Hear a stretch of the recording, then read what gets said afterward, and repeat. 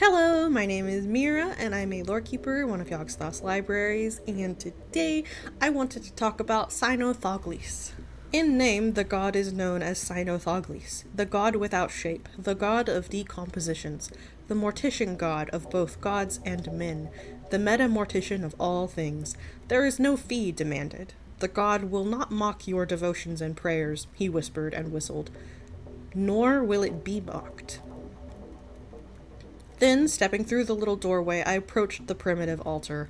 Occupying its center was a dark, monolithic object whose twisting shapelessness had placed it beyond simple analogies in my imagination. Yet there was something in its contours, a certain dynamist like that of great crab-like roots springing forth from the ground, which suggested more than mere chaos or random creation.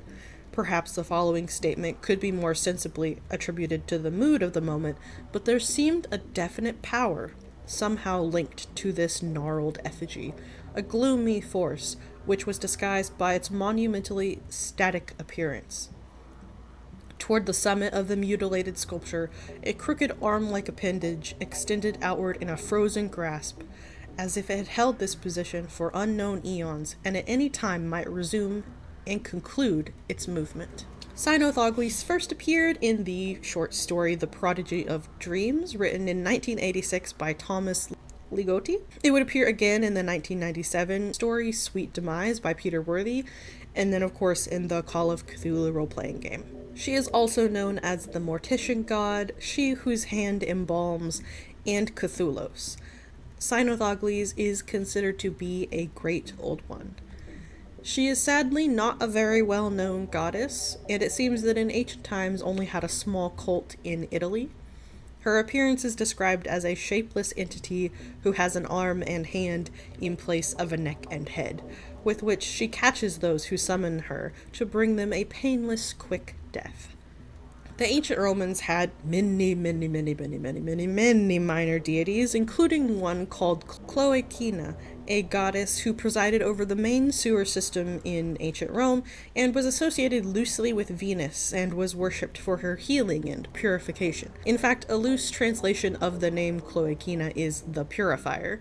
Now, I tell you that to tell you this, that Cynothoglys' cult considered her to be vastly superior to Cloacina. She was believed to be the mortician god of not only all mortal creatures, but also of the gods themselves. Her cult revered her and paid her homage, but did not actually worship her in the traditional sense and in the same way other gods were worshipped, because that was akin to a ritual to summon her, and if you summoned her, she would take your life. For those that did summon her for whatever reason, she would grant them the blessing of a peaceful, painless, quick end. Nothing is really known about Cynothoglys' personality or abilities beyond that. It's really unfortunate because she really fascinates me. I personally see her as another, benevolent entity like some of the ones I've been covering recently. She seems to me like a death goddess that grants her suffering worshippers a gentle end. But I could be totally wrong. I've never read anything by Thomas Ligotti before, but I really enjoyed the Prodigy of Dreams. Apparently some of his work was actually the inspiration for Russ Cole's character and some of his dialogue in the TV show True Detective, which I'm also a huge fan of, so that was pretty cool to find out. Anyway, that is pretty much it. Thank you so much for watching and listening to me ramble, as always. Like, comment, subscribe if you enjoyed this, so you know the YouTube drill. And super special thank you, as always, to my channel members and Patreon patrons, especially Loremasters, PwNaGeeDOTexe, Beitodesstrafe, Lexaous, Vlad, and General Jehuty. I appreciate you all so much. May Yogg grant you the knowledge you seek. Friendly reminder, obviously, I do have a Patreon now, and you can become a member for free to watch all of my content library, all my videos without the ads.